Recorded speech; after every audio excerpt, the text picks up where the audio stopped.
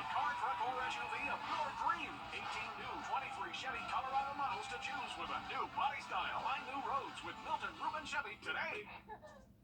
Thanks for watching News 12 on your side. From the station that's on your side, this is News 12 at 6 o'clock. Happening now at 6 o'clock, the Gulf Coast of Florida just beginning to feel the effects of Hurricane Idalia. We have live cameras all across Florida from the southernmost point down there at Key West to Fort Myers, showing the impacts from this storm as it spins closer not just to Florida but to Georgia and South Carolina eventually as well. This Cat 2 hurricane has winds of 100 miles per hour and growing. Here at home, a first alert in effect for tomorrow as we watch for the wind, the rain, and eventually the flooding. So Riley, it's a big storm and we are in the path. Absolutely, Richard. In Lockhart, Washington, Barnwell, Bamberg, highlighted in blue, that's a tropical storm warning to where that wind threat will be a little bit higher. Now, first alert goes for everybody. We're going to break down this forecast coming up in just about 10 minutes. Riley, thanks. Now, because of all this, several school districts are already making changes. Tomorrow, Bamberg and Barnwell counties will have an early release. Screven, Jenkins, Emmanuel, and Johnson schools will be closed down completely. Richmond County schools have canceled all outdoor and after-school activities for tomorrow and on Thursday. Students in Bamberg will have a remote learning day there. Aiken County schools will dismiss 2 hours early tomorrow and will also have a 2-hour delay on Thursday. That's for Aiken County. And Burke County schools canceling all after-school activities for tomorrow. More schools could be making changes as this situation unfolds, so look for updates on the air and online at wrdw.com. Also this evening, it's been almost 2 weeks since a dog mauled a Burke County veterinarian. Dr. Emily Martin still on the long road to recovery. Tonight, we're hearing from one of her co-workers who was there when that dog attacked her and watched it all unfold. Sydney Hood live in our newsroom. And Sydney, what does she remember about that life-changing day? Richard, every single detail of that day she remembers. She says she's used to having dogs not maul but bite out of fear. That's just natural of them, and that's to be expected with this job they're in. But they've never had anything like this happen before. I couldn't help her. I didn't know how to help her. It was attacking her with everything he had. She watched it all happen. It turned and grabbed her, pulled her to the ground, and drug her all the way over here. For 7 feet. And then started mauling her. And I'm talking, he didn't bite her, he mauled her. He attacked her multiple areas. Her arms, her legs all have scars she can never get rid of. And I pulled him off of her, and he turned and looked at me, so I jumped up on this picnic table, and he just starts walking as calmly as he can. Not barking, not growling. And he's just daring anyone to come down. Just quiet. You can hear it for yourself. The dog? Dozier.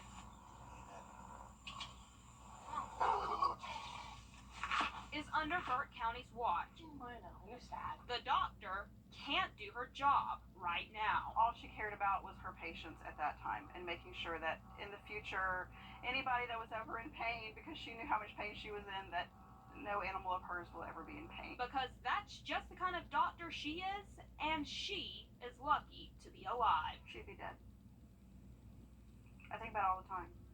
I've thought about that more than I've thought about anything. The dog is finished with his 10-day quarantine in Burke County. That's where he'll stay until they decide what's next. We'll let you know whenever we hear something. And Sydney, how is Dr. Martin doing now? She actually went back to work today. She's very limited as far as movement. She's only allowed to wiggle her fingers. I actually just got off the phone with her. She told me this is all one step forward in the right direction to getting back what she loves the most. She survived a horrific attack, and we're glad she is on the road to recovery. And thanks for sharing that story with us to give us an idea about what happened out there that day. Also tonight, an all-new I-Team investigation exposing how the Richmond County school system is failing local students when it comes to Title IX, and this has nothing to do with sports. You mostly hear about Title IX when it relates to gender equality in school athletics, but that's just one part of this federal law. Title IX also requires schools to take certain steps when a student reports a sexual assault. As our I-Team from Anderson. It all started when a Butler High School student reported he was sexually assaulted in a bathroom stall during school. But instead of getting an investigation or any type of help, he got a 10-day suspension. A quick warning, the story discusses sexual violence and suicide, so please take care when watching. We begin in the shadows for a couple of reasons. To protect the student's identity, and because he feels he's still in a dark place. If this happened to me, I don't want to do anything. Like, what if it happened to someone else? This dark place, the one we created for him here, is to protect him as he tells his story. That's because it's allowing him to shine a bright light on cracks in a system that was supposed to protect him. Instead, he was punished for speaking up. We'll get to that in a minute, but let's talk about that other dark place. His mother shared this photo of his arm. Those are scars from cuts he did to himself. He was hospitalized for taking a bottle of Tylenol, and the day he finally reported to the Butler High School guidance counselor he was sexually assaulted, his mother says he was thinking of suicide. He told me that his only options, that he told her, either I get help now or I go home and kill myself. Those were the only two options for him that day. He was going home to take his life. They both wanted you to know that because they say that's how high the stakes can be. According to the principal's incident report, it happened in the school restroom. The report says students were engaged in sexual activity. The younger teen says it was oral sex. You were the only two in the bathroom. He says he didn't tell anyone until a video of it started making the rounds at school. You didn't know he was recording? No. What did you think when you saw the video? First, it felt wrong. Yeah, I felt guilty and stuff, but then I also knew that he said don't want them to believe me, but now I have something to make them believe me, so I just went ahead, and that's why I want to go tell the counselor about it. With a copy of the video in hand, he says he told the guidance counselor everything. She immediately called his mother. When I first walked in the guidance counselor's office, he was sitting there and he had a pamphlet on sexual assault in his hand. And she sat down with me and he was like, Mom, we have to have a very uncomfortable conversation. And she said, your son was a victim of sexual assault. That is what she said to me. This is where Title IX should have come into play. It's the same federal law that gives female athletes the same opportunities as male athletes. But it's not just about sports. Title IX outlines how schools are required to respond to these types of complaints, and it's all laid out in black and white, so it's very clear. The school's Title IX coordinator gets involved. They then contact the student about support, like counseling, and show them how to file a formal complaint. They say none of that happened. They're telling me he's facing alternative school, he's facing expulsion, but I can sign a waiver to waive all punishment on him and handle things in-house. The mother says she pushed back, started asking questions, and was told the tribunal was canceled. Still, this arrived in the mail, the principal's incident report, where it became very clear the school no longer saw her son as a victim. He took some time off for inpatient treatment to work on his mental health and later returned to school. Turns out the school counted those absences as a 10-day suspension. The I-team was able to confirm it in this open records request. We asked for sex crimes or allegations of sexual misconduct on Butler High School's campus during that school year. The names are blacked out, but the date and ages of students match up. You can see here, both students were suspended for 10 days. The Richmond County School Board needs to investigate this. They need to make it right. Tanya Jeffords is an attorney representing the student and his mother. She believes Butler High School violated more than just Title IX. Whether you believe them or not, due process of the 14th Amendment requires that you give them the opportunity to be heard. And that's what I want him to have, is the opportunity to be heard.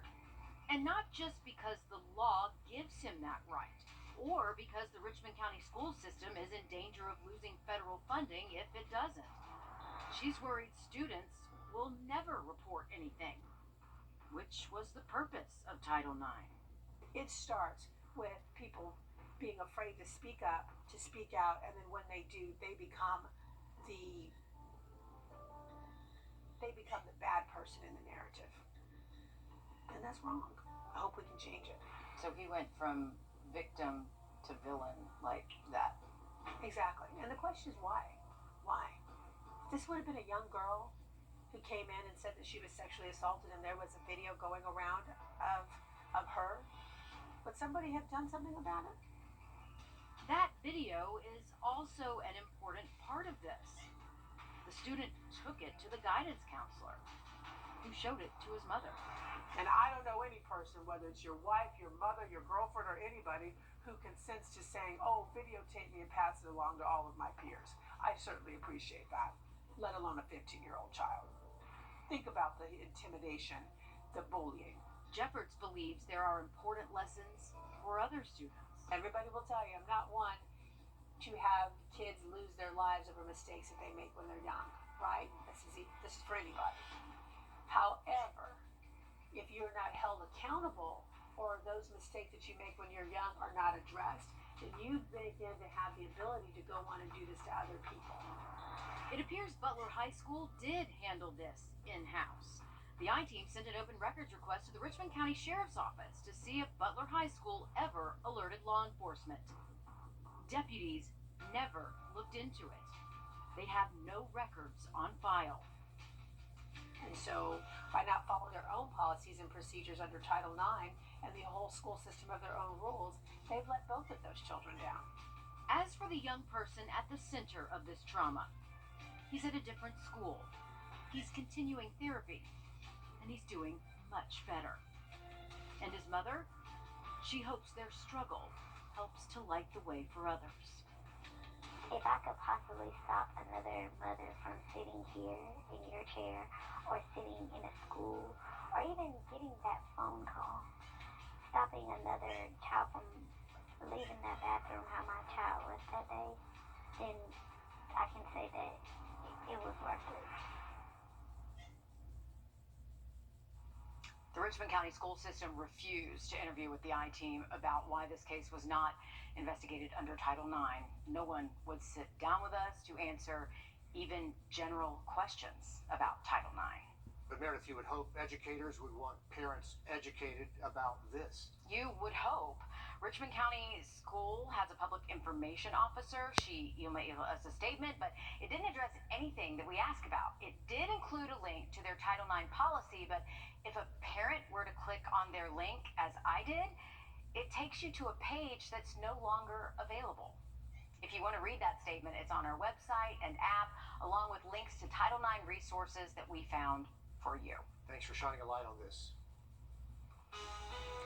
Well, tomorrow is a first alert weather day. We are expecting widespread flooding impacts, potentially some severe weather, and a strong wind gust as well. We'll have much more on what to expect coming up. The good news is we'll get all that rough weather done with in one day, and then we're going to see beautiful conditions Thursday, Friday, all the way into early next week with low temperatures, the lowest they've been in close to 2 months, down near 60. Thanks for tracking all that for us, Riley. A family in mourning calling for change after a freak accident takes the life of a high school teacher. We'll tell you what they're asking for next on News 12. News at 762 all lines. They settled my case for $300,000. Call 762 all nines. For the first time, the family of this high school teacher who was killed by a falling utility pole is speaking out. As of now, Janelle Robinson's family has no plans to sue, but as Taylor Martin tells us, they're pushing for change so no other family has to suffer through something like this. Pumpkin, muffin, girly, pay my check. Those are the names Janelle Robinson's father knows his daughter by, reflecting today on their best memories. She would have Bible study with her mother and one of her aunts every Tuesday. Now as they mourn, the family is working with Bamberg Legal to make a few requests, hoping no other family ever has to feel their pain. First, asking utility companies in Wagner and Sally to invest $20 million to fix power poles in the area.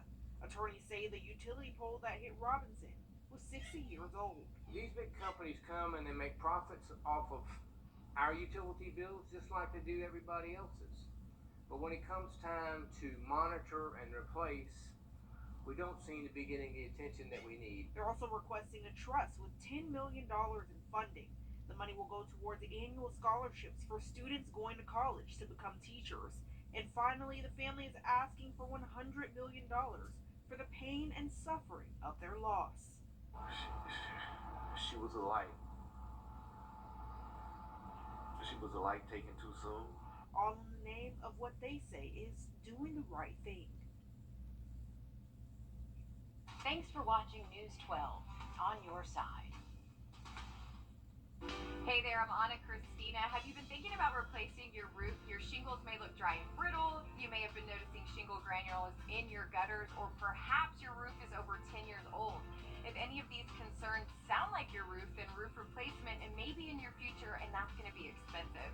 Well, now there's an option, and it's called roof rejuvenation from Roof Savers, and their process can add 5 to 15 years of life to your existing roof without the big expense of roof replacement. I'm with Russell Beckham, and he's one of the owners of Roof Savers. And Russell, kind of explain what roof rejuvenation is and how it can actually save homeowners big money. Roof rejuvenation is the process of reintroducing the protective qualities to asphalt shingles, such as granular adhesion, flexibility, and also adding resistance to impact, such as hail. The cost savings of roof rejuvenation over a replacement is typically 80 to 85% less expensive than a replacement. And then what about leaks? Can you help with that? Sure can. Okay. So during our inspection, we do want to ask the customer if they have leaks, obviously. And prior to the rejuvenation process, we do want to get up in the attic, make sure the area that is being repaired is the right area. Okay. Take care of all that before the customer's project is completed. And I do want to mention that it's tested as well. Absolutely. So a global leader in materials testing. The company's name is PRI Asphalt. Okay. And they are constantly testing our product. And everything that we say it does is actually proven in a lab and put under extreme heat, extreme weather to simulate normal wear, and the results are phenomenal. That's great. So it's tested, it's approved, you save 80 to 85% instead of having to replace your roof. It sounds amazing. Give them the website. Where can they go? Check us out on myroofsavers.com. There you go. All right, folks, welcome back. Just a couple of updates for you. Glasscock County schools are closed tomorrow, and then McDuffie County schools are going to close all after-school activities. So they'll be in school during the day, but after-school activities closed in McDuffie County. Scan this QR code. It'll take you right to our Floco page. Best way to stay on top of the forecast. Going to be very active over the next 24, 36 hours. Our next live update comes at 7 o'clock on NBC 26, and we'll be back here tonight at 11.